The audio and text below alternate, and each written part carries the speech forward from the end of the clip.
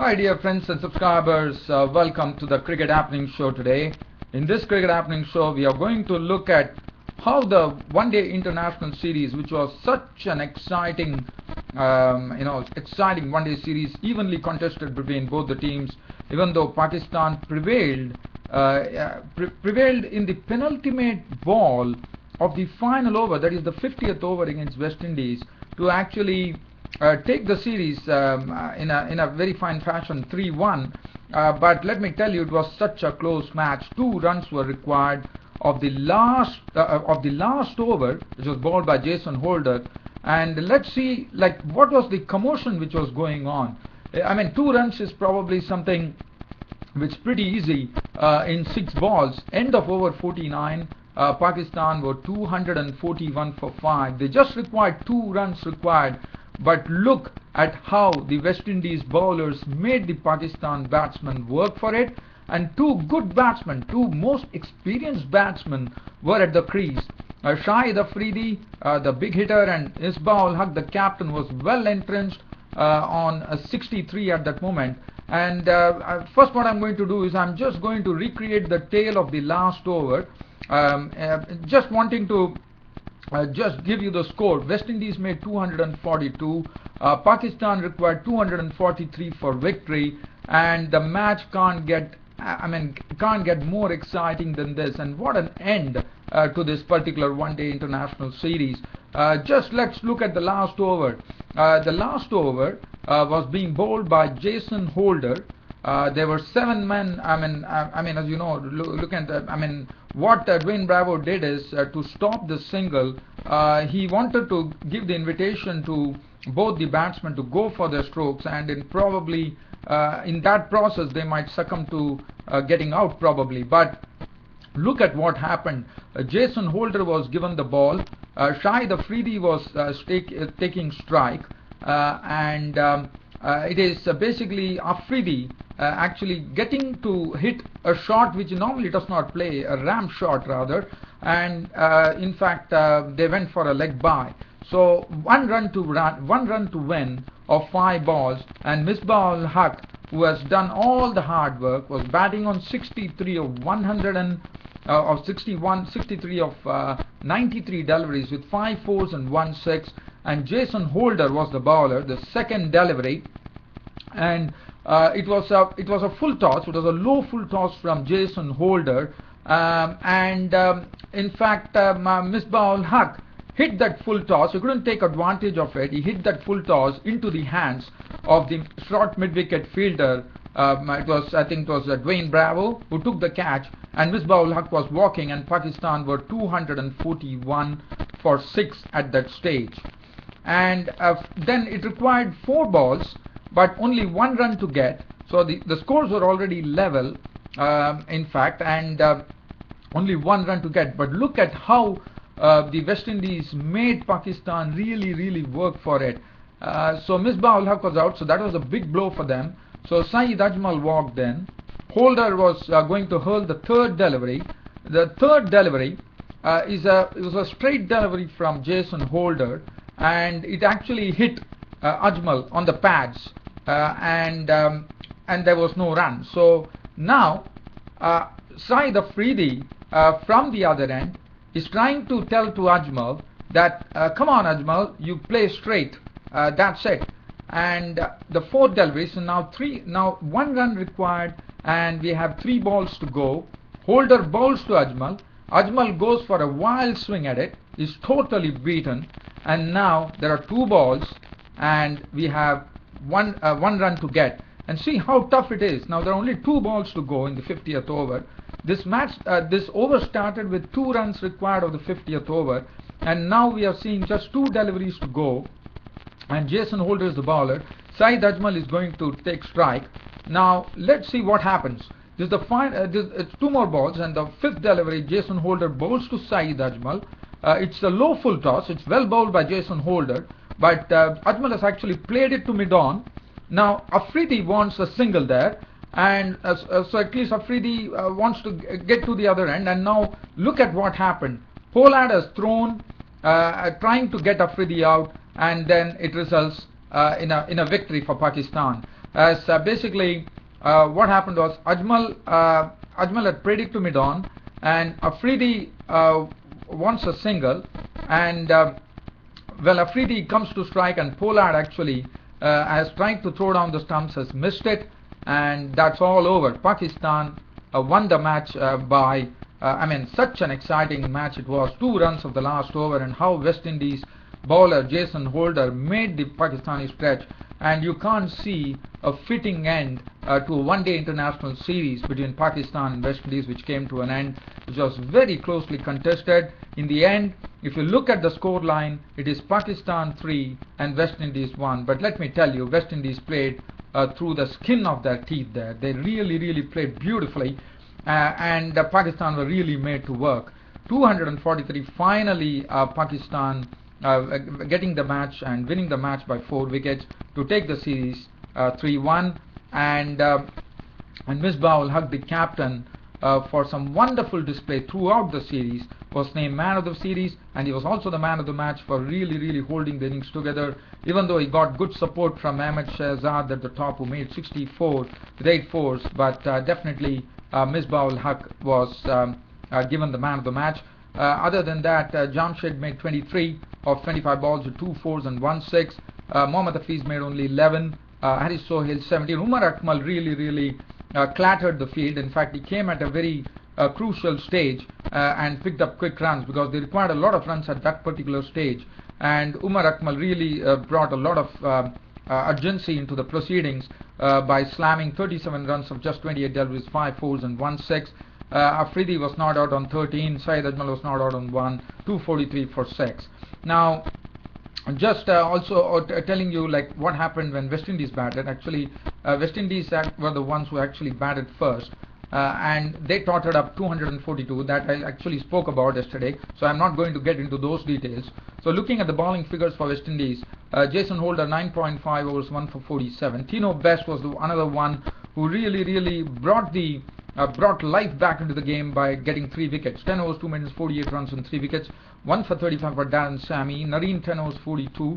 5 overs for 25 for Marlon Samuels, and 5 overs for 41 for Dylan. But one has to really doff the hat to Jason Holder for bowling the 50th over in such a fashion to such experienced batsmen like the Pakistani captain Misbah-ul-Haq and Shahid Afridi, and keeping runs in check and putting the pressure by picking up the wicket. And this is what one-day international excitement is all about. What a match we had. What an end to the one-day international series.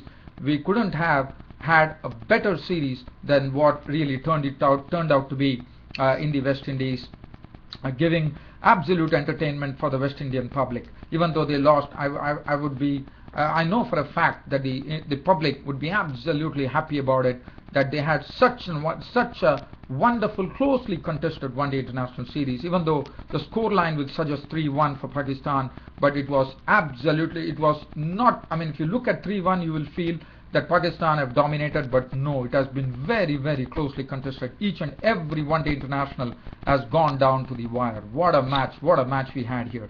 So now, dear fans, friends and subscribers, I'm leaving from here to actually talk to you about a match which is coming up tomorrow. We have 2 matches coming up tomorrow. One is India Zimbabwe, the second one-day international, which is coming up again at playing at the same ground, the Harare Sports Club.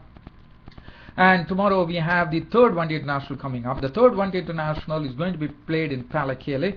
Now, Palakele is supposed to be a different pitch. This is something probably South Africa would like, because the reason being the South Africa are already 2 down in this one-day international series. So South Africa would be hoping that their seamers would be getting a bit of purchase from this wicket, because it normally aids the pace bowlers, Palakele. So that is something that they would relish. And it would be a good test for both the teams, but South Africa probably might be getting a chance tomorrow to go and at least get a win under their belt and make the series a bit interesting, because if Sri Lanka walk away tomorrow with the third one-day international, then it would be curtains for South Africa in this one-day international series.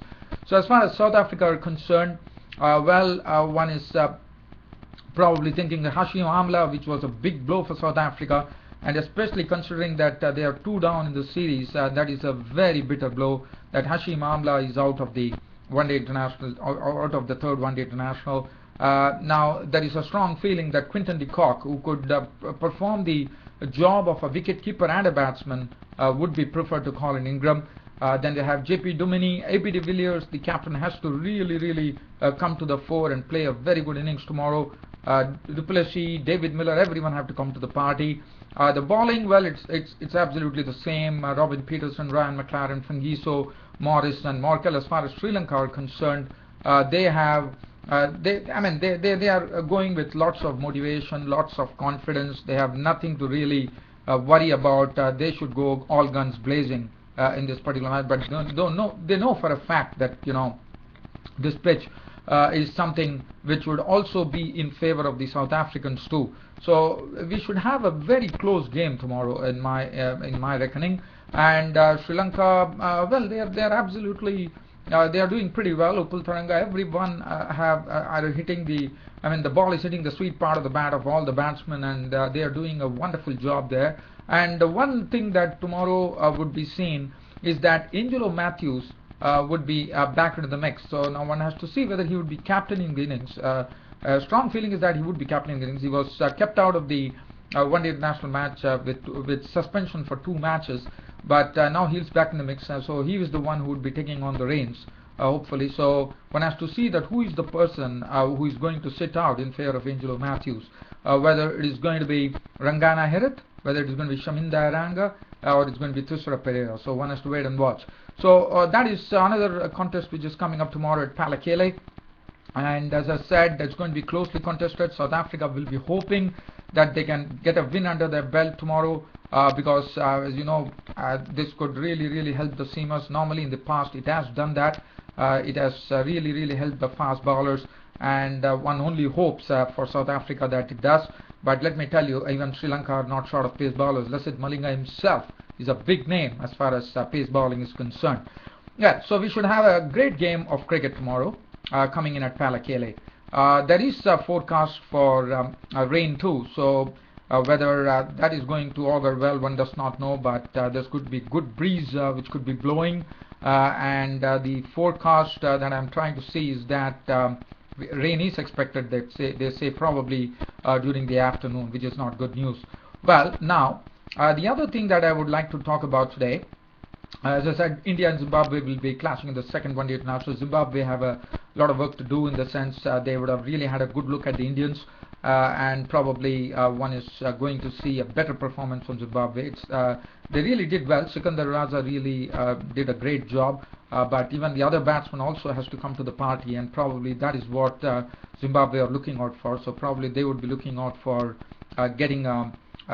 trying to see whether they can level the series tomorrow against India at Harare in the second one-day international. So that's coming up tomorrow. Now, one thing that I would like to talk about here is just a cricket news, and this is from Australia. Now, as you know, Australia, there are a lot of things have been talked about. In the meanwhile, I'll give you one more cricket news that Dinesh Ramadan has lost favour with the West Indian cricket selectors, and he has been dropped. He has been dropped for all the formats now because he has been he doesn't find a place in the T20 squad too. So Gale and Samuels will be back when West Indies take on Pakistan in the T20s. So that's the other information. And the other news that I wanted to really talk about is the unofficial test match is going on between South Africa A and Australia A. And there have been a lot of been said after Australia's reverses against England, saying that Germany tweeted that Australia should have a game against them. So a lot of things have been written, a lot of things have been said, and it has been all-round pressure as far as Australia is concerned. But yesterday, like what Australia did, this is, as I said, an unofficial test match which is being played at the De Villiers Oval in Pretoria. It's a 4-day game, and stumps on day 2. The situation looks like this. Australia today they declared at 474 for 5 wickets declared, but a very good shining factor for Australia A was the fact that David Warner, who has been pretty among the in the news always for Australia with his controversial movements, well, he made 193 with 29 fours and 1 6, so that would give him lots of confidence. And the other good thing that happened for Australia A is Glenn Maxwell, the all-rounder, picked up his first maiden first-class century slamming unbeaten 155 of 186 balls with 21 fours and 1 6. So that is something that Australia will take. And stumps on day 2 for South Africa in reply. They have replied with 276 for 4. The feature being Dean Elgar, who is a very talented batsman from South Africa. Was undefeated on 135 with 15 fours and 2 sixes. Other contributions coming from Justin Ontong, who made 60 with 8 fours and 1 6. 47 coming from Rory Hendricks, the opener, with 8 boundaries. So that's the match situation as far as the unofficial test match is concerned. I just wanted to talk to that, the reason being that a lot of things have been written about Australia, but David Warner and Glenn Maxwell slamming centuries, big centuries at that. That would really warm the cockles of the Australian cricket fans. Dear fans, friends and subscribers, I have nothing else to share. As I said, tomorrow I'll be back with you with the third one-day international, South Africa versus Sri Lanka, the second one-day international, India versus Zimbabwe. Well, until then, it's a big goodbye from your host Ram on this show. Thank you.